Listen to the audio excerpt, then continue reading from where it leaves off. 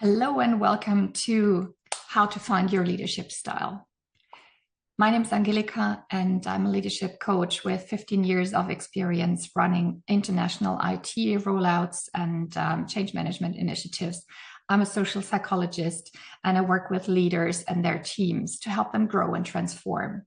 So if you're interested in leadership, in change management, in being in your power and stepping into your strength as a leader, you've come to the right place. Leadership style is such a mystical thing, I feel, that young leaders or aspiring leaders are often kind of looking at me quizzically, like, how do I find my leadership style? And it seems so important to finally find this mystical thing. And in truth, there is so many elements that go into it. And in today's video, I want to walk you through the elements that make up your leadership style and how to actually find yours and find and adapt it to the current situation that you find yourself in. What that means, I'll show you in a minute. So what are the elements of your leadership style? Because there is not just one element, which is you and your personality.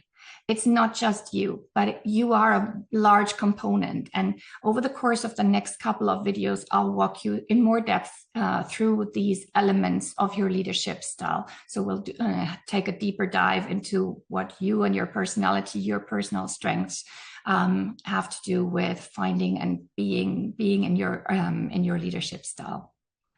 But there's more to it. So let's explore how you are, who you are as a leader, who you are as a person, and what your personality is like will dictate to a certain amount how you will lead a team or how you will lead a project or an organization, because you will lead very differently depending on whether you value data and analytics highly or whether you value collaboration and passion and motivation very highly. Doesn't mean that they cannot go together. You can perfectly combine both, but depending on what your natural preference and your natural style is of how you approach work, how you approach a task, and also how you approach a group of people, that will indicate and make a difference in how you approach leading a whole team, a whole group, or a group of groups or a team of teams when you're running a larger organization. So looking into what you bring to the table, what you bring to the organization, that is one major element, but it's not the only one. It's not just you and your personality. You will have, as a leader, you will have to adapt your natural style once you've found it or once you're leaning into it to who you're dealing with. That's kind of the second big realm, and that is your team, both the individual team member. If you've ever heard about the situational leadership model, you'll be very familiar with that. I'll dive deeper into that element a bit later in a different video. But looking at what your individual team member needs in order to get to their best performance, to figure that out, and also to adapt your own style in communication, in tickling that performance out of them, or providing them the guidance or the clear direction or the clear milestones in order to actually get into that performance so that they can deliver what they're capable of and get to their best individual potential in their current role. That will be part of how you need to lead this team member. But then you don't only have one team member most of the time. You probably have a group of people, and each individual team member, you will have to figure out, like, how do I approach these best? And then your whole team as a group also has a dynamic. If you've worked in different organizations or have been part of different teams, even at school or at university, you will know that there are different group dynamics. And some groups are really fiery and passionate and go, go, go. And you probably have to calm them down a bit when you're leading them in an operation to make sure that there's a certain structure, a certain pace, that you actually don't just run around like crazy chickens and everybody's like, go, go, go.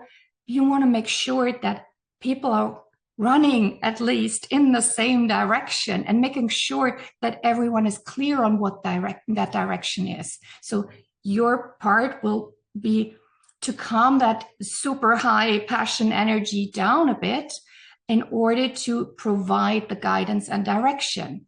In another team, the overall dynamics may be super different, more prone to diligence, quality checks, a slower pace, more adherence to the rules, not so much go, go, go. Or it may be super high, chat, chat, chat, chat, chat, chat, chat, chat, a lot of discussion, a lot of air energy, I might say, if we take it to the magical elements, a lot of discussion, a lot of mental energy in the room.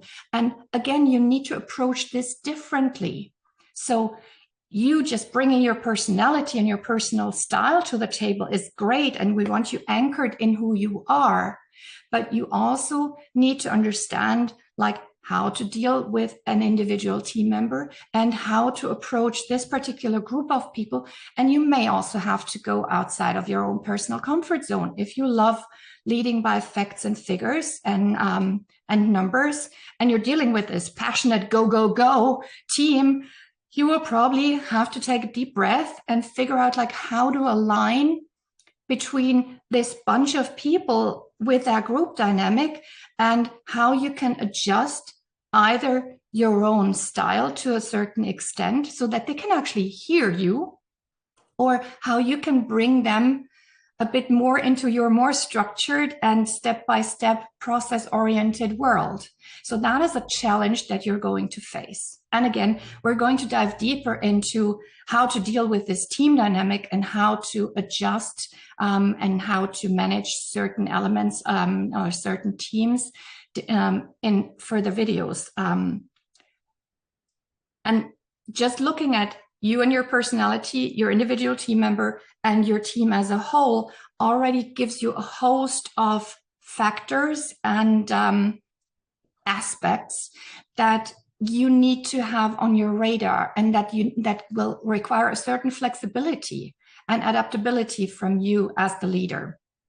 So let's add another element, because we're not operating when we're leading, we're not operating in open space. We're operating within an organization. Most of the time, either we're creating one if you're working in a startup, or we're actually living inside some kind of organism, which is a corporate environment. We may be dealing with clients, with other teams. We may actually be part of a large hierarchy with additional layers where we have different departments, and we may be running one of the teams or a cross-functional project team. So you have a certain surrounding and circumstance, a certain environment in which you operate, and you will have to lead very differently no matter what personality you bring to the table, and no matter what your team dynamics are. You will have to adapt to a certain extent to the environment that you're operating in, because you will have to lead very differently in a startup that's been founded by a millennial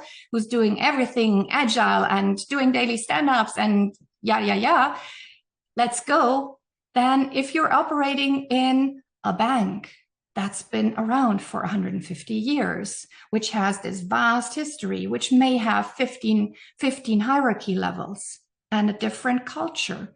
And of course, we do some kind of check when we choose whether we go into this organization or into that organization. But sometimes we really realize what the culture is like when we're inside that arena. And that's even more drastic in the experience when you're working in a consulting situation, or when you deal with different client organizations, because then you are facing individual different counterparts as part of your job role. So you also need to adapt to a certain extent in order to be successful with what you're delivering, what your result of your team is. And talking about the result of what you're creating, what you're doing in terms of what the task is or what the result of your team will be, that will also inform to a certain extent how you need to lead them. I have seen leaders who've been super successful in operational roles, like leading finance, how do you say that? Finance departments, or leading a marketing department. And they were at a complete loss in the first part when they had to run a project. Like cross-functional project management is a different ball game than running an operation in a steady environment, even though it may be totally digitally disrupted. It's still a different thing in terms of what is the task I need to accomplish and how do I take my team from A to Z the moment I start. So the task that you're trying to accomplish will also potentially require a certain adaptation. So to summarize, there's 5 elements that go into finding your leadership style. And this is highly individualistic or highly customized to the current circumstance in which you operate. Because obviously you bring your own personality and your style and your characteristics and your strengths to the table. So that is one major element. But you're also dealing with individual team members, and you're dealing with a team as a whole, which has a certain team dynamic. Then you're operating in a certain environment and with certain counterparts, whether they are peers, other departments, or your clients or vendors. And then you also need to have a look at what's the type of task that we're trying to deliver. What is the result of our work? Because it may have a different, it may need a different way of managing your team through delivering that task. If you come from, say, an exploratory IT evolution, like developing a new software and being in an exploratory mode, and then you suddenly have a first implementation at a client site, that's different, totally different mode of operation for that potentially same team. And it will also require you to go in a different way about how to lead them towards that success of successfully delivering the software on time. So these are the 5 elements of your leadership style. And as promised, we're going to take it one by one over the course of the next videos. If you love that type of content, then I'd love you to come back and subscribe, like, comment. Let me know what you think about whether you've found your leadership style and whether you've thought about the 5 elements. See you in the next one. Bye.